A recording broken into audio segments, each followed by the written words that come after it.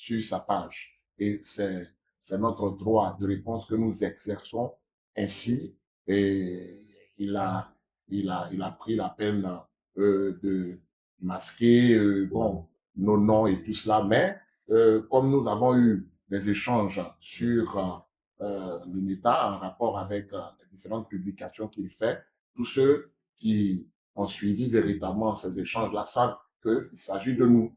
Donc, nous voulons exercer ce droit de réponse en nous appuyant encore sur la révélation de la parole de Dieu, sur la révélation de Christ, la sagesse infiniment grande, en qui sont contenus tout le trésor de la connaissance et de la sagesse. Donc, c'est ce que nous allons faire aujourd'hui. Mais bien avant cela, bien avant de toucher à un des points qu'il a développé en rapport avec justement ces échanges que nous avons eus, ces échanges écrits, nous allons toucher à sa dernière publication. Et là encore, c'est une publication qui révèle sa nature incrédule. Donc, quand nous l'avons traité d'incrédule et d'avare, il a assimilé cela à des injures, alors qu'il est le champion des injures. Mais il pense qu'il a affaire à des enfants, il ne sait pas qu'il a affaire à des fils de Dieu qui ont le discernement et qui peuvent savoir qu'il s'agissait d'injures. Donc, à ce titre-là, nous avons vu qu'il est un champion de la victimisation, puisque il injurie indirectement, et puis ensuite, il crie au loup en disant, oui, ils n'ont pas d'argument, et voici pourquoi ils utilisent des injures, et ainsi de suite. Et c'est pour cela que nous avons décidé de rentrer dans sa page pour vous inviter au direct que nous allons faire pour déconstruire ces faux enseignements, sa fausse doctrine, et ceux véritablement qui sont lucides, ceux qui véritablement ont le discernement comme nous, ils auront l'occasion de savoir que tout ce qu'il raconte disant que nous n'avons pas d'argument est totalement faux. Et c'est un spécialiste de mensonges. Il nous a traités d'escrocs, il nous a traités d'ouailles, il a traité ceux qui croient à notre ministère et à la parole du Seigneur, les fils et les filles de Dieu, d'ouailles, de suiveurs. Il nous a traités d'ouvriers d'iniquité, il nous a traités de personnes véritablement malhonnêtes spirituellement. Il ne sait pas que tous ces qualificatifs-là sont aussi des injures indirectes. Et quand nous le traitons d'idiot, il dit, oh, vraiment, regardez, il dit idiot. Mais en réalité, un idiot, c'est quelqu'un qui n'a pas d'intelligence. Et il nous a traités d'insensés. Et nous avons aussi répliqué par rapport à cela. Donc, pour dire effectivement que il doit savoir qu'il a affaire à des serviteurs de Dieu authentiques qui servent le Seigneur conformément à la foi qu'ils ont en sa parole et en la révélation qu'il leur accorde. Que le nom de notre Seigneur et Sauveur Jésus-Christ soit glorifié et magnifié pour tout ce qu'il fait pour ses enfants que nous sommes. Ceci étant, nous allons aller directement au point, celui de ce qu'il s'est permis de dire que lui, il ne va pas au ciel.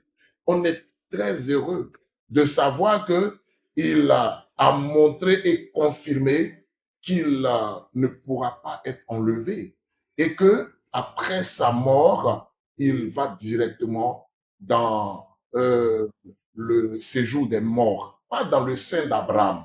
Parce que dans le sein d'Abraham, qui est aujourd'hui le paradis, ce sont les croyants, puisque nous savons que Abraham symbolise la foi et qu'il est considéré par les chrétiens comme étant le père de la foi. Et donc, il a montré sa nature et très rapidement, nous allons le lire par rapport à ces deux dernières publications. Parce que d'abord, nous allons toucher à ce point.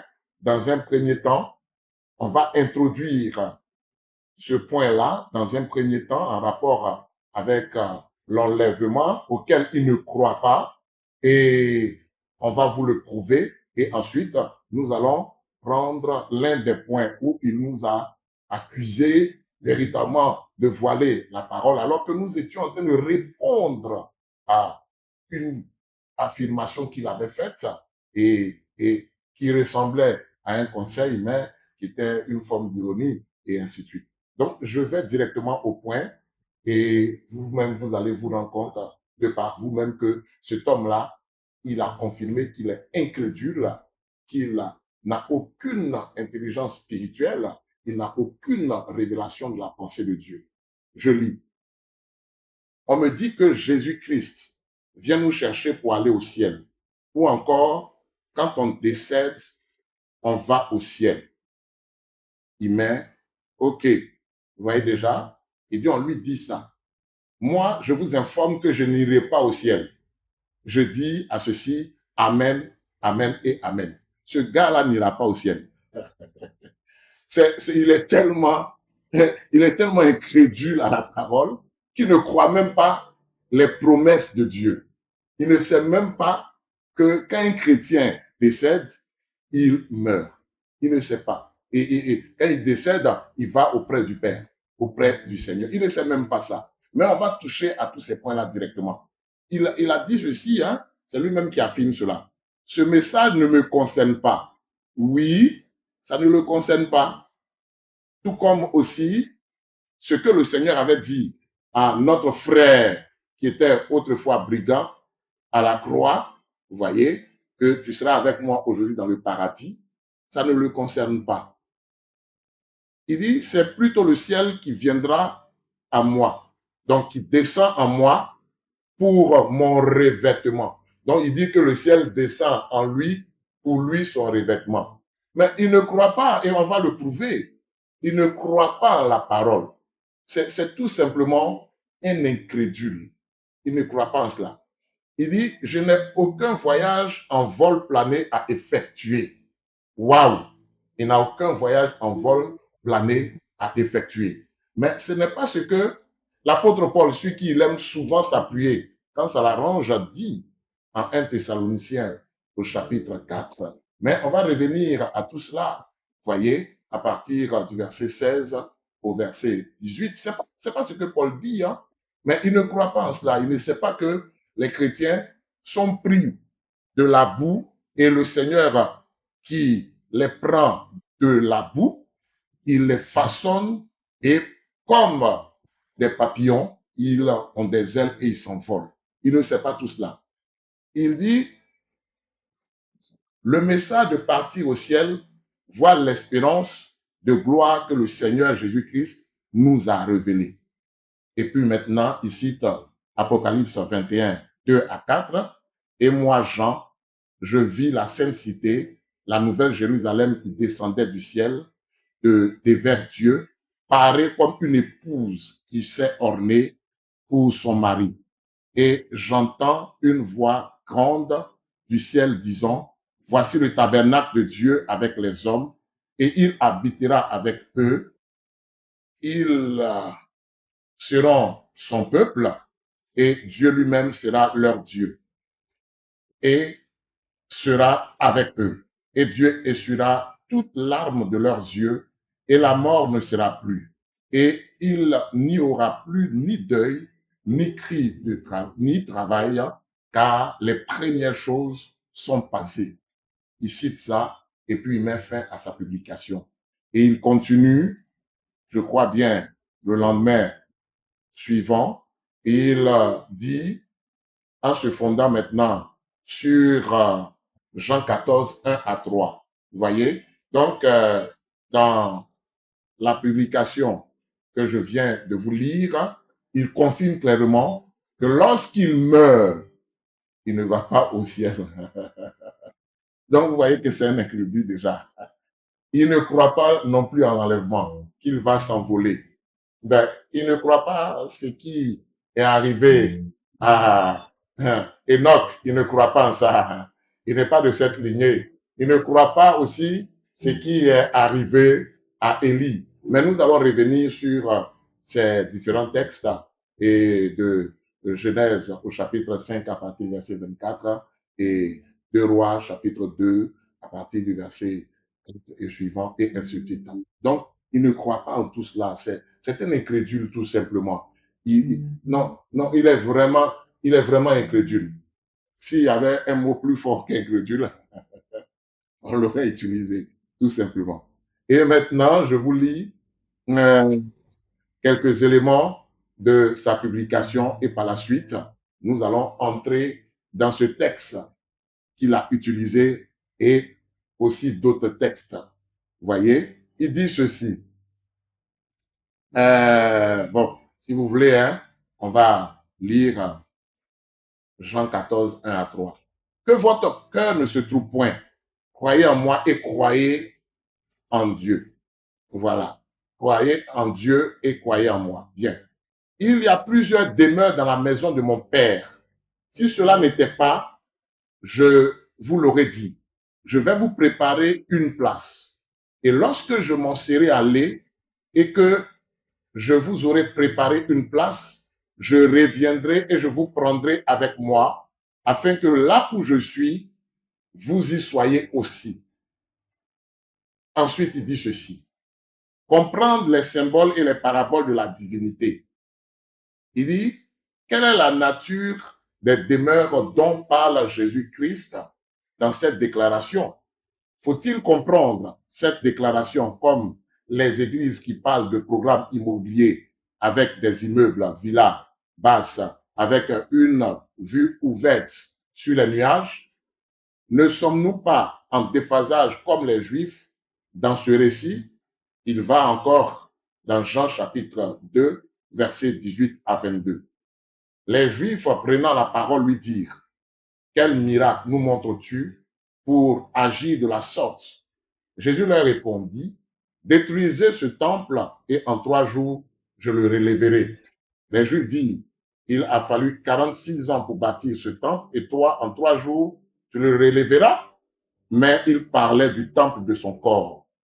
C'est pourquoi, lorsqu'il fut ressuscité des morts, ses disciples se souvinrent qu'il avait dit cela et ils crurent à l'écriture et à la parole que Jésus avait dite.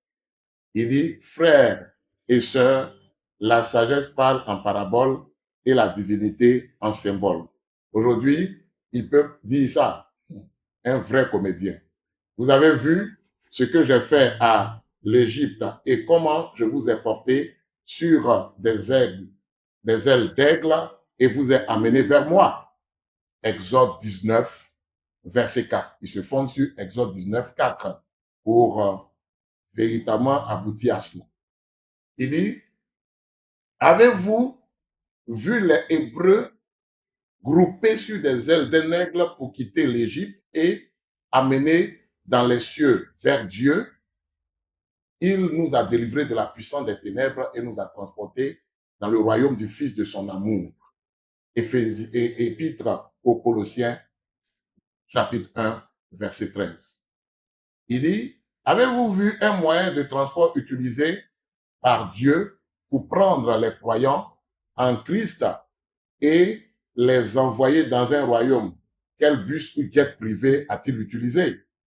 Il nous a ressuscités ensemble et nous a fait asseoir ensemble dans les lieux célestes en Jésus-Christ. Épître aux Éphésiens 2, verset 6. Sommes-nous donc assis dans les lieux célestes actuellement? Ce n'est nullement pour vous agacer. Ça nous agace pour rien. C'est pour vous faire connaître le langage de la sagesse. Nous allons donc expliquer nos demeures célestes et leur construction et comment nous allons les habiter. Quel jour donnez-vous pour cet enseignement? J'attends vos avis. Dieu nous garde. Bien. En lieu et place des avis, bon, il y a quelqu'un qui lui a proposé la date d'aujourd'hui, voilà, comme par hasard, la date d'aujourd'hui. Parce que, sachant que pratiquement à cette même heure-là, nous sommes en train de parler et certainement c'est de cela qu'il s'agit et tout cela. Mais il va continuer sa publication et puis au fur et à mesure, nous allons toucher à ce point-là. Bien, revenons à sa comédie, sa comédie qu'il vient de publier. Voilà. Et il s'est fondé sur Jean 14 et il n'a aucune révélation de ce dont le Seigneur a parlé. Il n'a aucune révélation de cela. Bien, nous allons un peu toucher à ce point-là, puisque il va continuer, il va progresser avec cela, n'est-ce pas? Donc, on va, avant de passer à la déconstruction, à cette, je dirais, éclairage en rapport avec ce mensonge qu'il a fait dans sa publication, on va toucher tranquillement à ce point-là. Bien.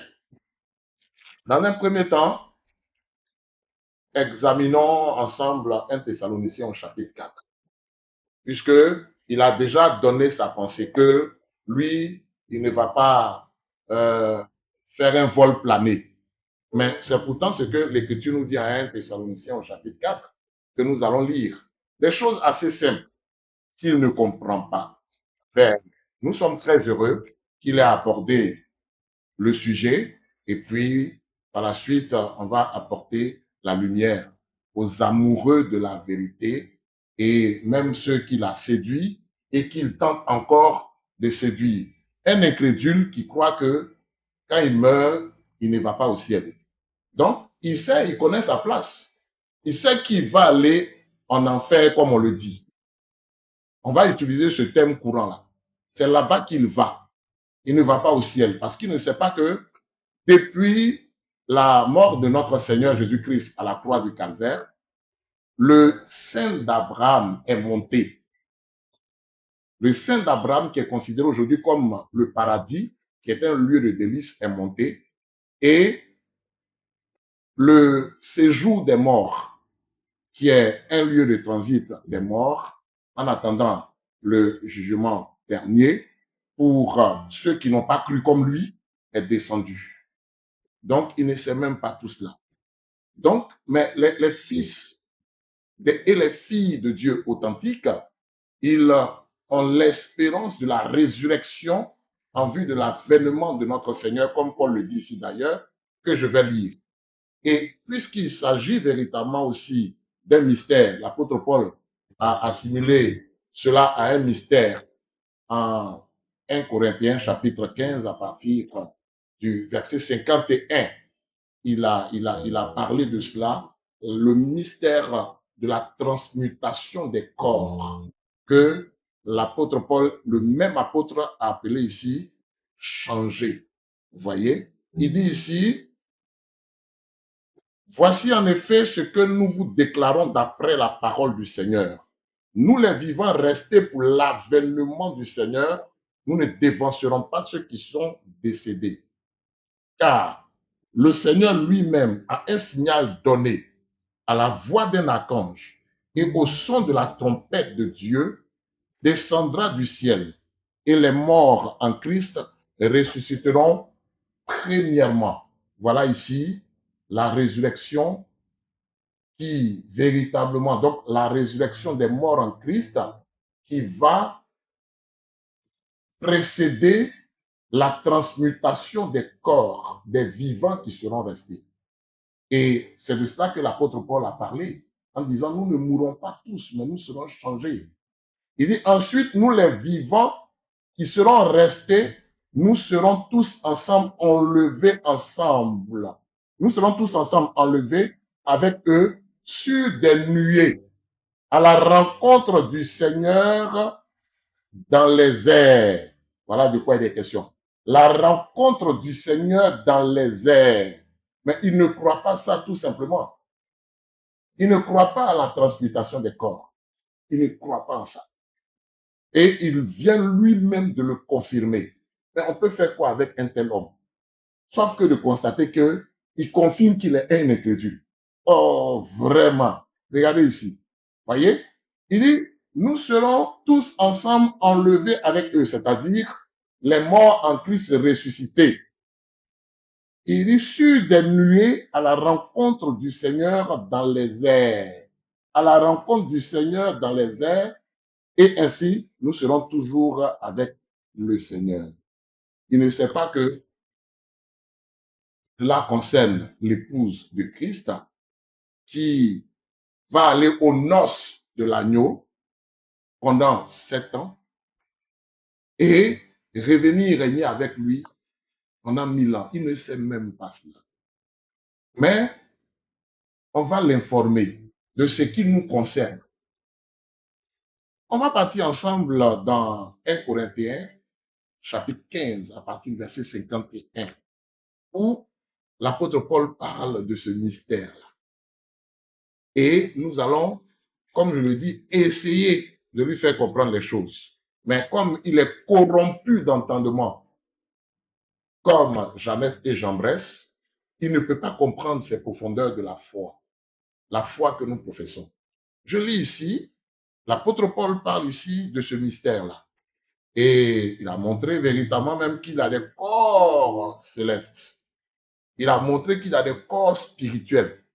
Dans le même chapitre 15, il a parlé de cela. Voilà pourquoi j'avais dit tout à l'heure que notre Seigneur nous prend de la boue et puis nous façonne, il nous transforme, il nous perfectionne jusqu'à ce que nous puissions, après être passés de l'état de chenille,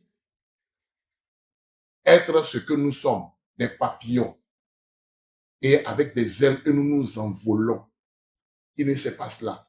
Voilà ce dont le Seigneur parle à travers son serviteur, l'apôtre Paul. Il dit, voici, je vous dis un mystère. Nous ne mourrons pas tous, mais tous nous serons changés.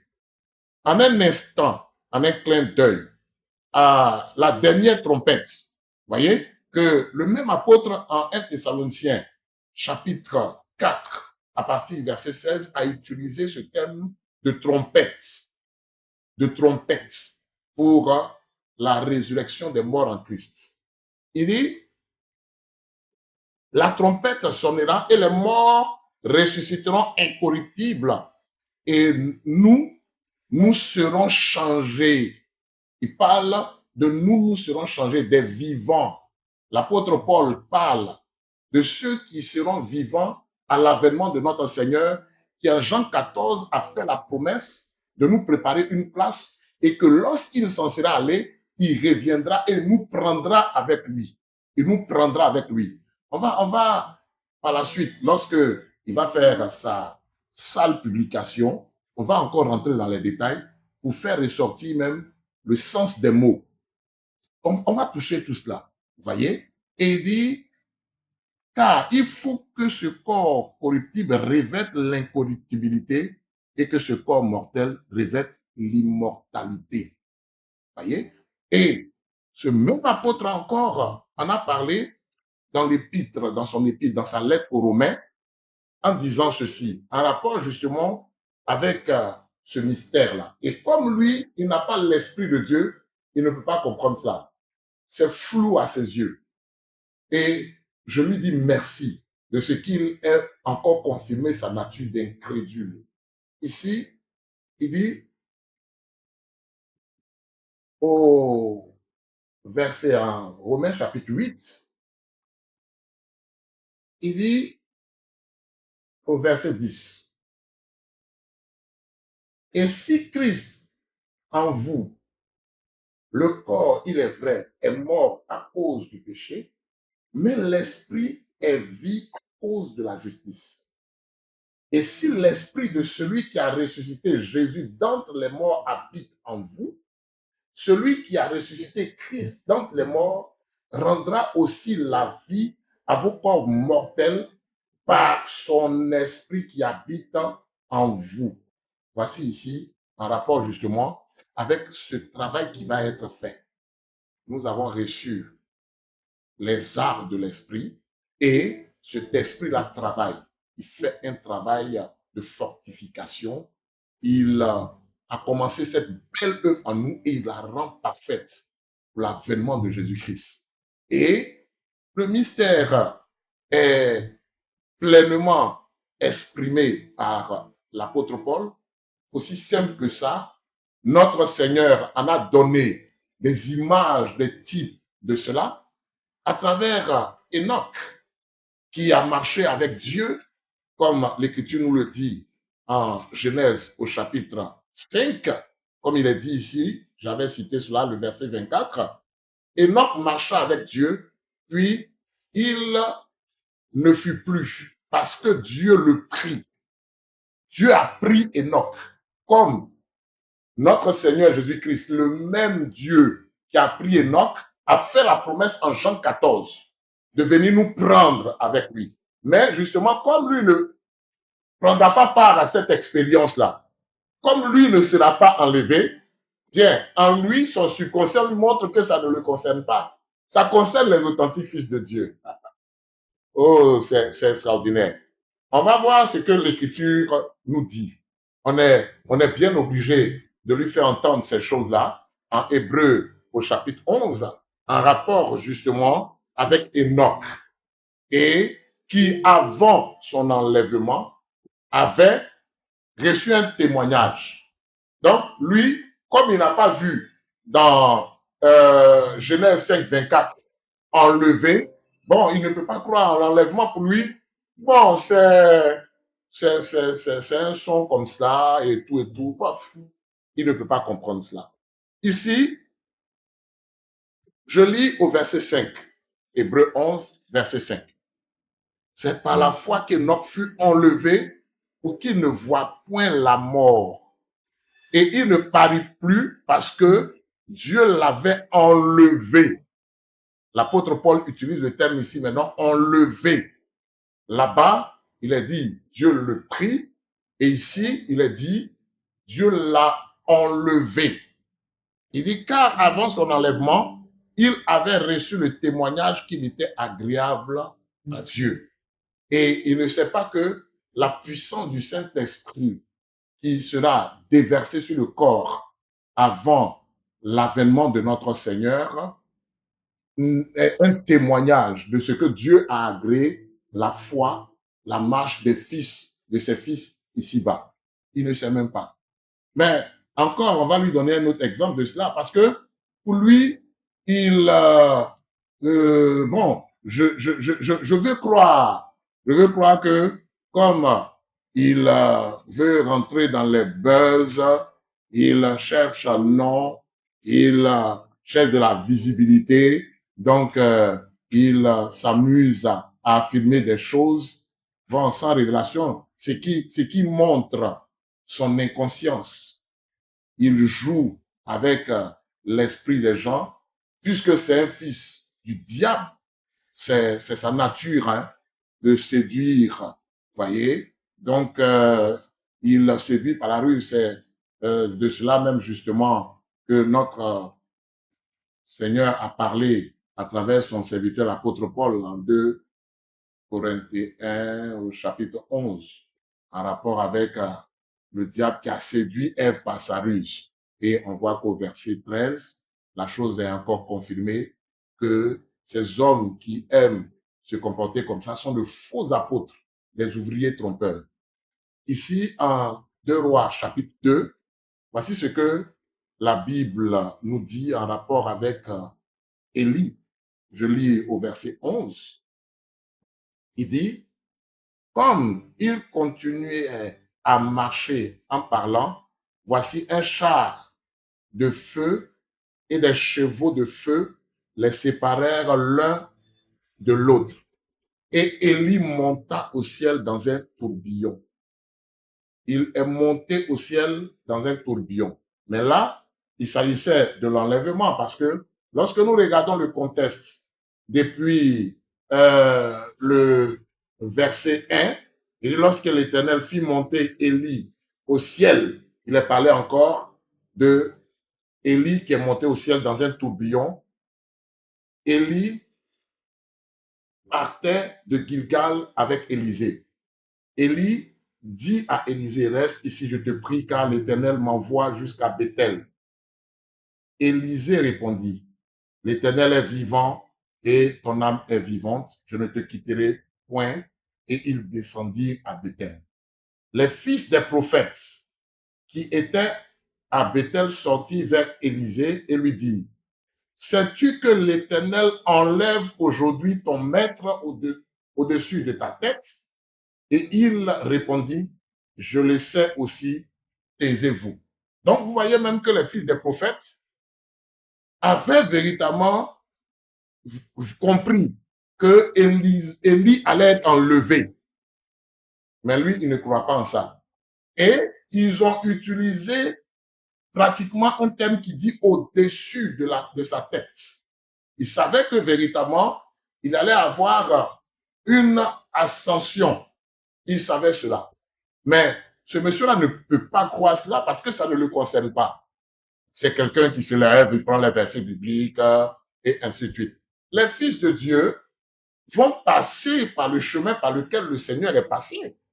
Puisqu'il a dit que je suis le chemin, la vérité et la vie. Parce que les disciples lui ont dit, mais comment pouvons-nous savoir le chemin? Et le Seigneur maintenant dit qu'il est le chemin. Mais le Seigneur lui-même aussi a été enlevé. Il a été enlevé.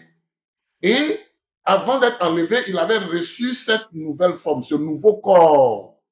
Et il y a plein de passages qui en parlent. Les évangiles nous en parlent. Mais lui, il ne croit pas ça. C'est un incrédule. Il ne croit pas en l'enlèvement. Il ne croit pas cela. Alors que il y a d'abondantes écritures qui parlent de l'enlèvement. On a examiné le cas concernant Enoch. Nous venons de voir le cas concernant Élie. Notre Seigneur lui-même a été enlevé comme les Saintes Écritures le confirment, voyez, et nous aussi, nous allons passer par ce chemin-là pour aller là où il est allé quand il a été enlevé. Il est allé préparer une place pour nous. Donc nous allons le rejoindre aussi. D'abord, dans la gloire, il vient pour nous prendre. La rencontre se fait dans les airs et ensuite nous allons dans cette demeure qu'il a préparée pour son épouse. Mais il ne peut pas comprendre ça. Ben, voilà pourquoi je dis que, bon, peut-être que c'est un buzz comme pour lui, tout est un jeu. Bon, on va voir la suite de ce qu'il raconte. Mais ça ne nous intéresse pas. Parce que ce qui nous intéresse désormais, c'est véritablement ce qu'il a affirmé de sa propre bouche. En disant véritablement que lui, il ne va pas être enlevé. Que lui, quand il va mourir, il ne va pas aller au ciel. Donc, c'est ce qui nous intéresse. Donc, on va s'arrêter là pour le moment et par la suite, nous allons véritablement poursuivre une autre fois après l'avoir écouté. Même s'il ne parle plus de ça, on va encore appuyer avec d'autres écritures et revenir par la suite sur le cas d'Apocalypse chapitre 21 qu'il a utilisé et puis encore disséquer cela. Parce qu'il ne sait même pas le contexte de cela, il ne comprend rien de tout cela. On va véritablement l'aider dans ce sens-là. Que Dieu vous bénisse. Et donc, par la suite, nous aurons l'occasion de vous inviter encore à ce direct que nous allons faire à ce sujet-là, en rapport avec le prochain direct que nous allons faire. Et comme je l'ai dit, nous allons scinder les 1 heure en 2 parties. Une partie pour encore déconstruire son mensonge concernant ce qu'il va vouloir affirmer, va vouloir enseigner concernant l'enlèvement, la promesse de l'enlèvement. Et puis, par la suite, on va encore toucher à d'autres points. C'est-à-dire, on va prendre un point qu'il a mis et par la suite, il veut changer de sujet alors qu'il a semé l'ivraie ça et là, mais on va déraciner tout cela, on va tout nettoyer par la grâce de notre Seigneur. Et Dieu nous a placés sur la terre et nous a accordé ce ministère-là justement pour dévoiler les faussetés, les mensonges du diable. Et nous allons démasquer ce monsieur-là. Lui-même, il se démasque et on va le démasquer. Et regardez, il attribue véritablement les choses qui le concernent aux autres. Mais quand la chose me sort de sa propre bouche, en disant que lui, s'il meurt, il ne va pas au ciel. Que si lui, il ne sera pas enlevé et tout ça. Ben, bon, c'est incroyable. Vous voyez? Donc, bon, il a parlé de gens qui prêchent des projets immobiliers je ne sais pas de quoi il parle, mais nous ne nous inscrivons pas dans cela. Ben, à savoir véritablement si ce projet dont ces gens-là parlent est en rapport avec ce dont notre Seigneur a parlé, bof. Donc, à ce niveau-là, nous avons tout simplement à dire que, bon, qu'ils règlent ça avec eux. Mais, déjà, nous voulons souligner, signaler que ce monsieur-là ne croit pas en l'enlèvement. Que ce monsieur, ce gars-là même, il n'a même pas, je dirais, l'étoffe de quelqu'un qui doit appeler monsieur. Et bon, on va passer au second point rapidement et puis terminer pour aujourd'hui.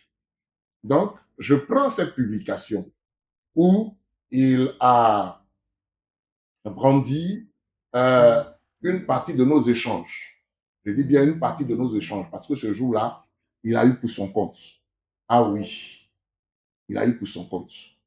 Et à la suite maintenant, voici où il en est arrivé. Je commence déjà par la publication qu'il a brandie. Il dit ceci. Tu continues à prélever des salaires mensuels, 10% plutôt, autant pour moi. Il dit, tu continues à prélever 10% des salaires mensuels de tes poilles naïves et innocentes. Voyez? Donc, il dit, ça te fait mal. Pourquoi tu les escroques? Donc, regardez quelqu'un ici qui traite son interlocuteur d'escroc. Et puis après, lorsque celui-ci réplique avec des réponses directes, en disant que ça, ce sont des idioties qu'il est idiot, il dit non, tu m'insultes. Et il est des injures, en disant véritablement que tu es insensé. Il dit non, c'est des injures et ainsi de suite. Voyez? Il dit pourquoi? Tu as un bon diplôme, trouve-toi du boulot. Pourquoi vis-tu des souffrances des gens en prélevant 10% de leur salaire mensuel? Qui t'a établi dans cette fausseté? J'attends donc que tu me répondes. Et voici ici ce que je lui ai donné comme réponse. Il dit, merci d'afficher une fois de plus ton manque d'éducation, tes injures indirectes et ton ignorance aux yeux de ceux devant lesquels tu te fais passer pour une victime. C'est un droit pour les serviteurs de Dieu de ne travailler qu'à son œuvre et de vivre du fruit de leur ministère. Et j'ai mis en parenthèse 1 Corinthiens 9, versets 3 à 7. Et j'ai poursuivi en disant, tu es vraiment pathétique, nulard. Bien. Et à partir de là, il affiche cette partie de nos conversations et il en fait maintenant un post donc, que je partage avec vous très rapidement, en tout cas une portion de cela.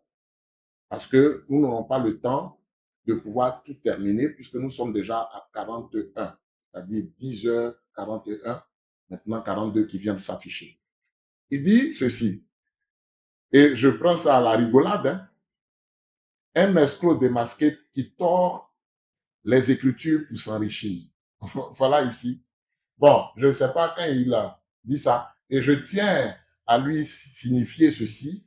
C'est pas quelque chose qui peut me surprendre et qui peut peut-être m'attrister venant de quelqu'un comme lui. Vous voyez, d'abord, on a commencé les entretiens à partir de sa publication où il avait dit, il avait fait une petite vidéo où il a dit que la dîme, une escroquerie, vous voyez, dans les églises. Donc, déjà, partant de là, tous ceux, tous les serviteurs de Dieu qui prêchent les Écritures, qui croient aux Saintes Écritures en rapport avec la dîme et les offrandes, d'emblée, il les traite d'escrocs. Donc, c'est normal, hein, je dis, ça va de soi. Et donc, qui peut être étonné par une telle affirmation? Donc, pour lui, dans son esprit, dans sa petite tête, tous ceux qui croient au paiement de la dîme dans l'Église et tous ceux qui enseignent cela sont des escrocs. Donc, ceux qui enseignent cela, c'est des escrocs. Ceux qui croient cela, ce sont des ouailles parce que tout simplement on les trompe. Et donc voici ici sa thèse, hein. Voilà, ça, sa ligne de publication et tout cela.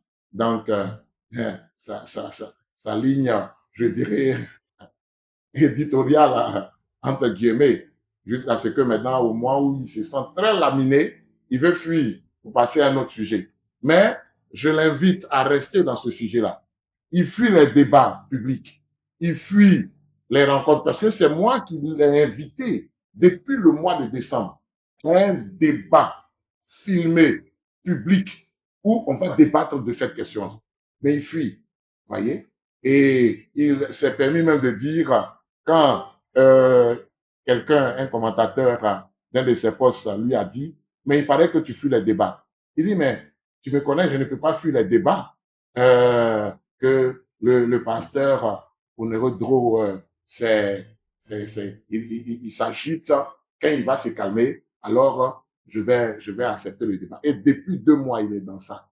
Depuis 2 mois. Au départ, il avait dit, lorsque nous avons fait la première interview à ce sujet-là, il a dit même qu'il allait faire une vidéo qu'il a fait depuis belle lurette. Il a fait cette vidéo-là depuis belle lurette. Il allait répondre à notre invitation au débat. Et après, bon, il allait, voilà, accepter et puis on allait se retrouver tout ça jusqu'aujourd'hui. Comme on le dit ici au pays, alibi. On attend toujours. Et je crois même que ce n'est plus la peine. On va utiliser les canaux que nous utilisons. C'est cela, ce n'est plus la peine.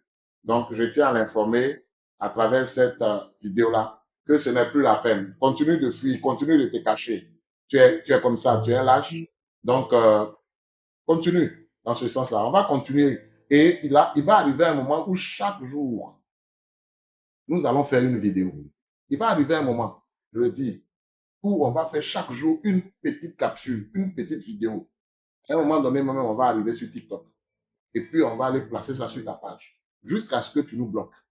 Et même si tu nous bloques encore là, on va utiliser un autre moyen pour pouvoir véritablement déconstruire tes faux enseignements. Pour aider ceux que tu es en train de tenter de séduire. Je termine en disant ceci. Je lis le titre. Un escroc démasqué qui tord les Écritures pour s'enrichir. Donc, comme je l'avais lu tout à l'heure. Il dit, il vient de se ridiculiser publiquement en essayant d'utiliser 1 Corinthiens 9, 3 à 7 pour justifier son système d'extorsion de 10% sur les salaires mensuels de ses suiveurs encore. Voyez, il aime utiliser ces termes-là. Donc, c'est le champion de la victimisation. Tu appelles ceux qui croient que la dîme est un devoir chrétien, que le Seigneur lui-même a institué, puisque nous savons véritablement que, en rapport même avec les enfants d'Israël, c'était le Seigneur qui avait demandé à Moïse de dire aux enfants d'Israël d'apporter des dîmes et des offrandes pour le salaire, pour le droit d'onction en rapport avec le travail qu'il faisait dans la tente d'assignation qu'il faisait pour lui. Et nous savons que la tente d'assignation est le type du culte rendu à Dieu et tout ça. Mais on va revenir là-dessus, bien entendu. Et il poursuit en disant, il démontre une malhonnêteté intellectuelle et spirituelle qui dépasse l'entendement. Vous voyez ici? Voilà pourquoi quand nous disons qu'il est un idiot spirituel, il pleure. Quand nous disons véritablement que c'est un lâche, il pleure. Quand nous, mais c'est tout simplement un pleureur. Toi, tu traites les autres de malhonnêtes intellectuels, et puis tu ne veux pas qu'on dise de toi que tu es un idiot, que tu es un vaurien, que tu es un nulard. C'est incroyable. C'est incroyable. Et il dit ceci, il tord les Écritures pour son ventre. Ok, on y va. Il cite 1 Corinthiens 9, 3 à 7, où Paul parle du droit des serviteurs de Dieu à être soutenus. Mais il coupe délibérément la suite du passage pour cacher ce que Paul dit vraiment. Voilà ce qui fait un escroc. Il prend ce qu'il arrange et cache le reste. Très bien. On va seulement toucher à ces différents points-là. Il parle de système d'extorsion de 10%. Il est 11 heures. Mais c'est pas moi qui ai institué ça, le principe de la dîme. C'est le Seigneur qui a institué cela. Tu vois comment tu es nul, tu ne comprends rien. Il dit qu'il parle de son système, de son système. C'est le Seigneur qui a institué le principe de la dîme. Et contrairement à ce qu'il raconte, la dîme n'a pas été abolie, puisque étant antérieure à la loi de Moïse. Et on a un peu traité de cela, on ne va pas revenir sur ces détails.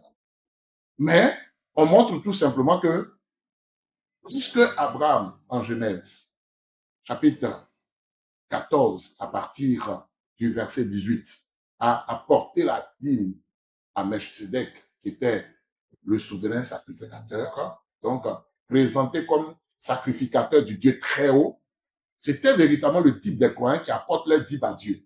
Dans un autre poste, il a dit, oh, on va revenir dessus pas à pas, puisque on va toucher à ce point-là en relation avec ces mensonges, ces insanités. On va toucher à ça. C'est vraiment, vous allez rigoler. Et ça va vraiment encore vous démontrer que cet homme-là, c'est un parfait aventurier. Waouh! Donc, regardez ici, il parle de mon système d'extorsion. Non, c'est le Seigneur qui a institué ça. Et bien avant que cela ne soit prescrit dans la loi appelée la loi de Moïse, donc dans la loi divine telle donnée à Moïse pour le peuple, la dîme a été payée. Et il s'est permis de prendre le cas de Jacob, que nous avons utilisé pour montrer que Jacob, dans cette expérience-là, symbolise les croyants dans l'Église. Et il prend ça et puis il sort beaucoup de fausseté. Bon, on va toucher à ça spécialement comme nous sommes en train de le faire ici. Donc, il dit, sur les salaires mensuels de ses suiveurs, vous voyez, donc un système d'extorsion. D'extorsion. Maintenant, je tiens à dire ceci. Ceux que tu appelles mes suiveurs, là, ce sont des chrétiens, ce sont des croyants. Donc, des croyants à la parole et aux promesses de notre Seigneur Jésus-Christ. C'est parce que justement, ils ont été convaincus par la parole de Dieu qu'ils donnent leur dîme au Seigneur, ils apportent leur dîme au Seigneur. Et ils ont la révélation de ce à quoi cela va servir. Et certains même bien avant que nous puissions leur présenter le message de Dieu pour ce temps de la fin, ils croyaient déjà en cela. Même étant dans les dénominations, ils croyaient déjà en cela, au principe de la dîme. Vous voyez? Donc, beaucoup aussi continuent de croire cela. Donc, ce n'est pas une extorsion comme ils le croient. C'est volontairement que les fils de Dieu apportent cela. Et ils sont exhortés par les saints d'Écriture, puisque les fils de Dieu croient en cela. Donc, la parole de Dieu confirme la foi des fils de Dieu, comme ce fut le cas de leur père Abraham. Et c'est notre père, comme nous voyons l'apôtre Paul le mentionner dans Galates chapitre 3 à partir du verset 28, que nous sommes fils d'Abraham par Jésus-Christ. Et de la même manière que Abraham a eu la révélation que le 10e de ce qu'il avait reçu du butin là appartenait au Seigneur, les fils de Dieu aussi, de même, voyez, ils croient que ce qu'ils reçoivent là, le 10e appartient au Seigneur. Un vaurien, un incrédule. Voici pourquoi ils confirment qu'ils ne croient pas en l'enlèvement, ils ne croient pas aux promesses de Dieu. Et les fils de Dieu, véritablement, ils le font avec joie. Les fils de Dieu authentiques, matures, ils ont dépassé le cap de ce qu'ils doivent être effrayés pour pouvoir s'acquitter de leur devoir, parce qu'ils ont aussi de la part du Seigneur, par le Saint-Esprit, la conviction que le Seigneur leur a demandé de le mettre à l'épreuve. Vous savez véritablement que notre Seigneur est le même hier, aujourd'hui et pour toujours. Voici pourquoi, véritablement, depuis le verset 6, il a montré qu'il ne change pas. Notamment, je veux parler de Malachie au chapitre 3. Il ne change pas. Hébreux 13, 8 s'accomplit avec eux, clairement.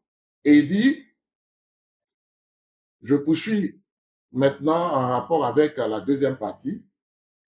Il dit, 1 Corinthiens 9, 3 à 7, où Paul parle du droit des serviteurs de Dieu à être soutenus. Vous voyez? À être soutenus, mais il coupe délibérément la suite du passage pour cacher ce que Paul dit vraiment. Voilà ce qui fait un escroc. il prend ce qu'il arrange et cache le reste. Tout simplement, dans la réponse que je lui ai donnée, je lui montrais tout simplement, puisqu'il me disait, moi, d'aller avec mon bon diplôme chercher du travail. Tu ne connais même pas quelqu'un et puis tu commences à faire des affirmations sur lui. Tu vois, ça me rappelle quelqu'un qui, après avoir subi une attaque, s'est permis d'accuser 3 États alors que l'attaque venait de quelque part d'autre. Et juste, je crois, quelques jours, bien, peut-être même heures après cela, après avoir accusé les innocents, les autres ont revendiqué l'attaque. Tu ne sais même pas, tu ne connais même pas celui dont tu parles et tout ça. Mais je n'ai pas voulu rentrer dans ce carnaval-là tout simplement parce que si j'entrais dans ce carnaval-là, ça allait présenter la chose comme si, en allant chercher le travail dont il parle, ça veut dire que alors ça annule le principe de la dîme et ça annule le principe divin que les serviteurs de Dieu doivent être appliqués à plein temps, comme ce fut le cas de Nombre au chapitre 18, qu'il a très mal compris. Et j'ai tout simplement fait ressortir le fait que c'est un droit pour un serviteur de Dieu de ne travailler qu'à l'œuvre de Dieu. Mais l'exception en rapport avec Paul n'annule pas le principe. Et avant d'en arriver à lui, son cas et Barnabas, il a d'abord présenté le principe. Et c'est le principe de ce que un ministre se fondant sur Nombre, chapitre 18, où le Seigneur avait dit à Moïse de dire à ceux qui étaient dans le sacerdoce de ne pas avoir de chant. Donc, il avait présenté ce principe-là, la preuve. Il s'est refondé même sur la loi de Moïse. Et il a parlé d'autel dans la suite des textes que nous allons lire la prochaine fois, puisque lui, il est parti, il ne lit pas la partie où l'apôtre Paul parle de ce que le soldat là, lorsqu'il a engagé dans l'armée là, c'est l'armée qui le paye, c'est l'armée qui prend soin de lui. Il n'a pas parlé de ça. Dans ce texte-là, il saute, il arrive au verset 9, et chapitre 9, pardon, verset 12, il arrive au verset 12. Il dit, si d'autres jouissent de ce droit sur vous, n'est-ce pas plutôt en nous d'en jouir?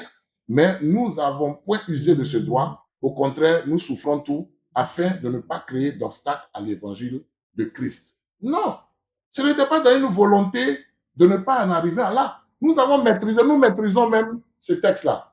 D'autant plus que l'apôtre Paul, il était en train de parler des droits auxquels il a renoncé. Il commence d'abord par le fait que, est-ce qu'il n'a pas le droit de manger ou de boire? Pardon, le droit de prendre une sœur qui soit son épouse. Ensuite, il dit, n'avons-nous pas le droit de manger ou de boire? Vous voyez? Donc, il parlait véritablement. Il dit, maintenant, n'avons-nous pas le droit de ne point travailler? Vous voyez? Et il poursuit en disant, comme le font les autres apôtres. Vous voyez? Et les frères du Seigneur. Donc, il parlait du principe. Et moi, j'ai fait ressortir la partie où il disait que lui, il avait le droit de ne travailler qu'au ministère. Il montre ça. Que, en réalité, les autres apôtres le faisaient déjà. C'est ce que j'ai voulu faire ressortir. Que c'est un droit, puisque, en réalité, celui qui sert à l'autel est nourri par l'autel. Il poursuit en disant que de même aussi le Seigneur a ordonné. C'est un ordre venant du Seigneur à ceux qui prêchent l'évangile de vivre de l'évangile. Vous voyez de quoi il est question? Parce que justement l'apôtre Paul avait sous ses yeux ce principe de droit d'onction en rapport avec le fait que eux, ils ne devaient pas véritablement avoir de possession, ils ne devaient pas avoir de champ, parce que c'était lui le Seigneur qui était leur possession. Donc il a voulu ainsi, le Seigneur a bien voulu ainsi, pour que ses serviteurs soient encore davantage plus appliqués à ce service-là. Et que ce qui était arrivé au temps de Néhémie et d'Esdras, lorsque les portions qui étaient réservées aux sacerdoces, ceux qui exerçaient plutôt le sacerdoce, ils étaient allés pour maintenant chercher à faire des chants. Vous voyez de quoi il est question. Maintenant, ça, l'apôtre Paul rappelle ce principe-là. Il rappelle le fait que un rapport avec le plan divin, c'est au ministère qui est un travail déjà que les serviteurs de Dieu doivent être appliqués. Maintenant aussi, il en vient à son exemple qui est l'exception en rapport avec les Corinthiens.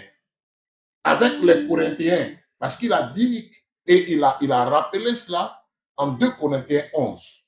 Et nous allons terminer par là. Mais est-ce que ça, on a besoin de faire une école pastorale pour comprendre? Nous ne croyons pas au fait d'aller à l'école pastorale, mais je crois que cet homme-là, ça lui aurait fait du bien. Il n'a aucune goutte du Saint-Esprit. Il ne vaut rien même. C'est incroyable. C'est tout simplement ce que nous avions voulu montrer.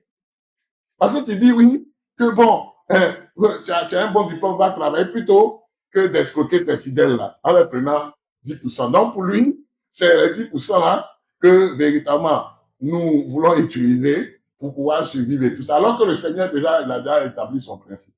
Et le Seigneur, Jésus-Christ, n'a pas dit autre chose. Paul a montré cela. Et ce texte est assez clair. Vous voyez de quoi il est question. Je termine avec 2 Corinthiens chapitre 11. Il a, comme il a dit ici, dans ce texte-là, il dit il n'a pas usé de ce droit-là. Donc c'est un droit.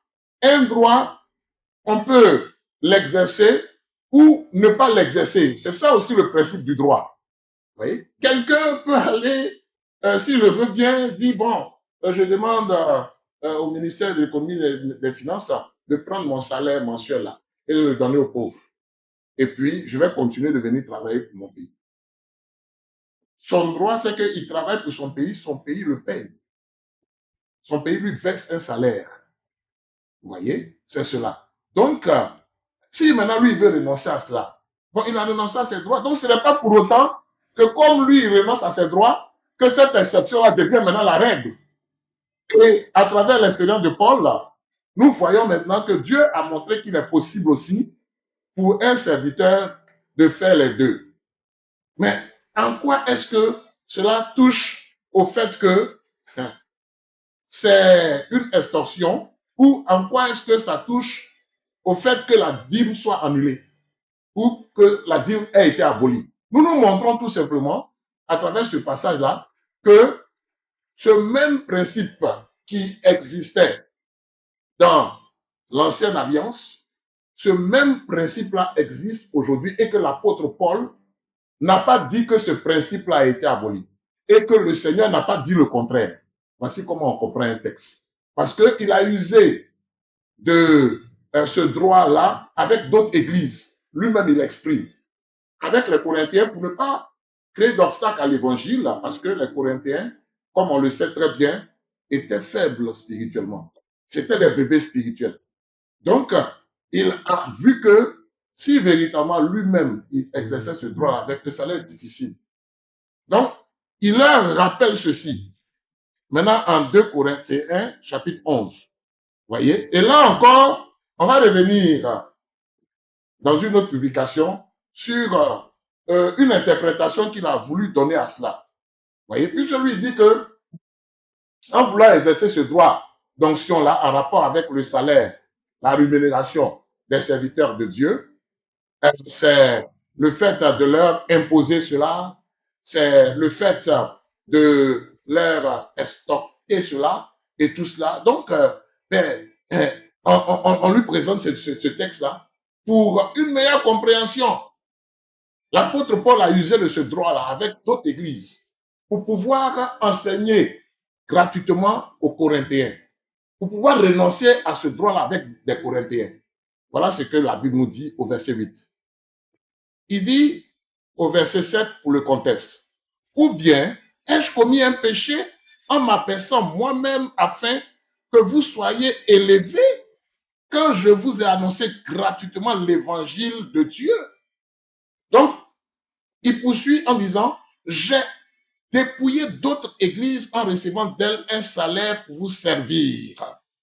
J'ai dépouillé d'autres églises en rapport justement avec ce principe-là. Parce que le même apôtre Paul avait dit, si nous avons semé parmi vous des biens spirituels, est-ce une grosse affaire de moissonner vos biens temporels? Tout cela, bon, ça ne l'intéresse pas. Hein? Ça ne l'intéresse pas. Ici, voilà la parole qui dit que l'apôtre Paul, que lui-même présente comme quelqu'un qui a décidé de ne pas user de ce droit-là toute sa vie. Voilà ce qu'il dit. Il a dépouillé d'autres églises pour recevoir. Donc, en recevant d'elles un salaire. Lui dit que non, c'était gratuitement. Donc, c'était de eux. Bon, ils ont voulu lui donner un salaire comme ça. Voilà pourquoi il utilise le droit des serviteurs de Dieu d'être soutenus. Le droit, lui-même, il montre ici, il ne parle pas d'être soutenu. Là. Dans ce texte, Paul ne parlait pas d'être soutenu. Il parlait d'un droit en rapport avec ce que les enfants de Dieu vont apporter au Seigneur. Et dans le type qu'il a présenté, en nombre là, c'était Dieu qui avait demandé à Moïse de dire aux enfants d'Israël de porter leur dîme, les offrandes. Donc, ils apportent cela au Seigneur et maintenant le Seigneur l'utilise pour rémunérer ses serviteurs. Il mélange tout, il fait un amalgame regrettable. Un amalgame regrettable. Parce que la dîme appartient au Seigneur. C'est ce qu'il nous dit dans Lévitique 27, verset 30. Maintenant, quand on lui présente ça, il dit non, et regardez, non, c'était la dîme des fruits des champs. La dîme n'a jamais été en argent et tout ça. Pourquoi vous pouvez appliquer Malachie chapitre 3 et tout et tout? Voilà comment est-ce que ce vaurien-là s'est permis de dire que ce que la veuve a apporté dans Marc au chapitre 12 était une aumône. Et je vois qu'il a répondu à quelqu'un en montrant, après que nous l'ayons instruit sur ça, après que nous l'ayons éclairé sur ça, nous l'ayons tapé et qu'il ait, je dirais, il a retiré sa publication.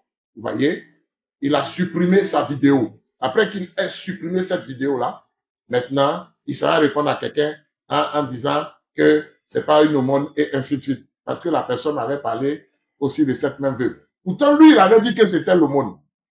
Et on lui a montré que, selon Luc 21, à partir du verset 1, que c'était une offrande, que c'était des offrandes qui étaient apportées. Et le Seigneur nous montre que c'est en argent, c'était en argent. Lui qui disait qu'on n'a jamais envoyé de l'argent dans le temple et tout ça. Donc, on a fait ressortir ce passage-là pour lui montrer que l'argent était envoyé.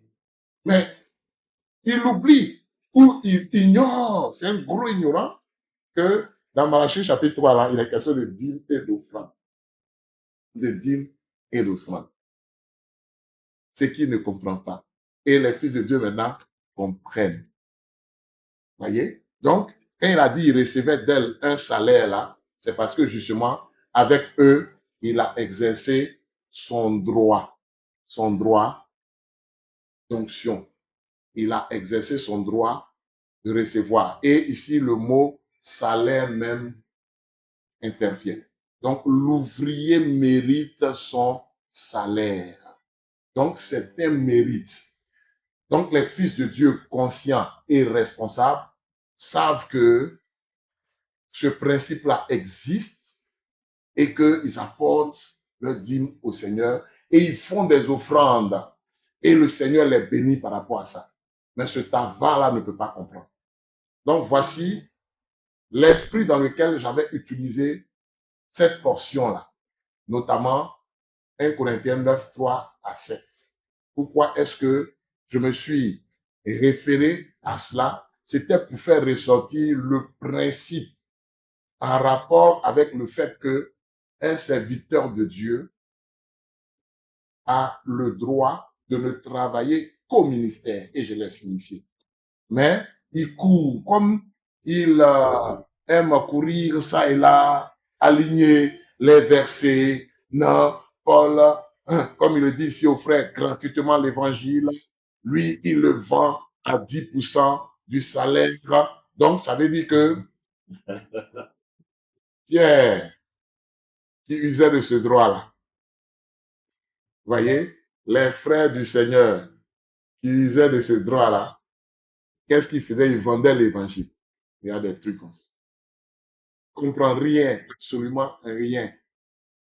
Quand lui-même, il se permet, après que nous ayons cité 1 Timothée chapitre 5, après que nous ayons cité ça, par rapport aux anciens qui dirigent bien, vous voyez un peu? Donc, ça veut dire que ces anciens qui travaillent, verset 17, que les anciens qui dirigent bien soient jugés dignes d'un double honneur, surtout ceux qui travaillent à la prédication et à l'enseignement.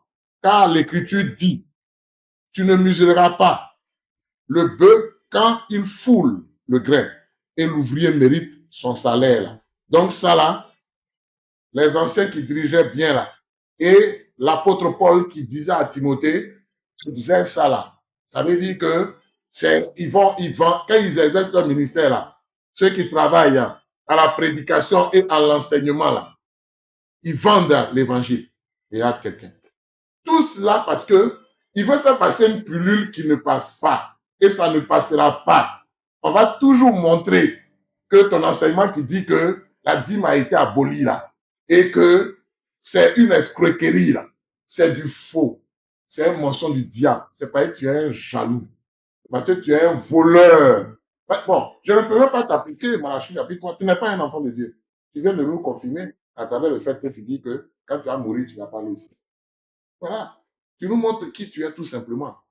Tu es seulement quelqu'un qui veut venir troubler la fête ou amuser la galerie. Mais nous, on est là pour te répondre. Et on va te répondre. Parce que Dieu met sa parole dans notre bouche pour te parler. Non, euh, montrez où Paul, Pierre, ils ont dit apporter 10%. Montrez où ils disent apporter 10%. Il y a des choses comme ça. Mais pourquoi tu ne montres pas aussi la partie où Paul dit, où Pierre dit, apporter des offrandes dans la maison du Seigneur? Pourquoi tu ne montres pas la partie en rapport avec la dot? Tu prétends peut-être croire à la dot. Tu vas venir peut-être nous dire non, que toi, tu ne crois pas à la dot.